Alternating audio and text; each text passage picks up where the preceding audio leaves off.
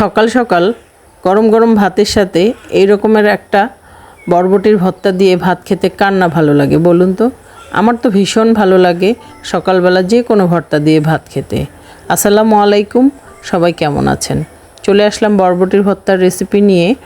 আপনারা তো বরবটির ভর্তা কম বেশি সবাই খেয়ে থাকেন, তাই না? আমি কিভাবে বরবটির ভর্তা বানাই সেই রেসিপিটা আপনাদের সাথে শেয়ার করতে যাচ্ছি। চলুন তাহলে আর দেরি না করি, ঝটপট বরবটির ভর্তা বানিয়ে ফেলি। এখানে 250 গ্রাম বরবটি আছে আর একটা ছোট সাইজের আলু। বরবটিগুলো ভালোভাবে ধুয়ে 2 ইঞ্চি সাইজ কেটে নিয়েছি। এখন এই কড়াইতে আমি সব বরবটিগুলো ঢেলে দিচ্ছি রসুনের কোয়া, দিচ্ছি কাঁচামরিচ ও পেঁয়াজ কুচি, আর দিচ্ছি স্বাদমতো লবণ, সামান্য হলুদ, দিচ্ছি সয়াবিন তেল। আজকে আমি ভর্তাটা সয়াবিন তেল দিয়ে বানাচ্ছি।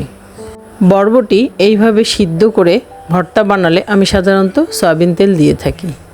আর সিদ্ধ হওয়ার জন্য 1 গ্লাস পানি দিয়ে দিচ্ছি। পানি দেওয়ার পরে একটু নাড়াচাড়া করে ঢেকে দিচ্ছি।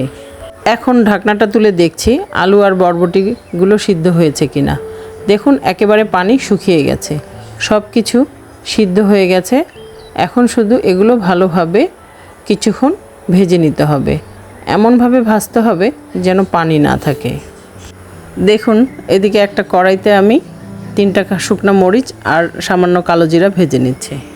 এই শুকনো মরিচ আর কালো জিরা আমি বরবটির ভর্তায় দিব। বরবটির ভর্তায় শুকনো মরিচ আর কালো জিরা দিলে ভীষণ মজা হয়।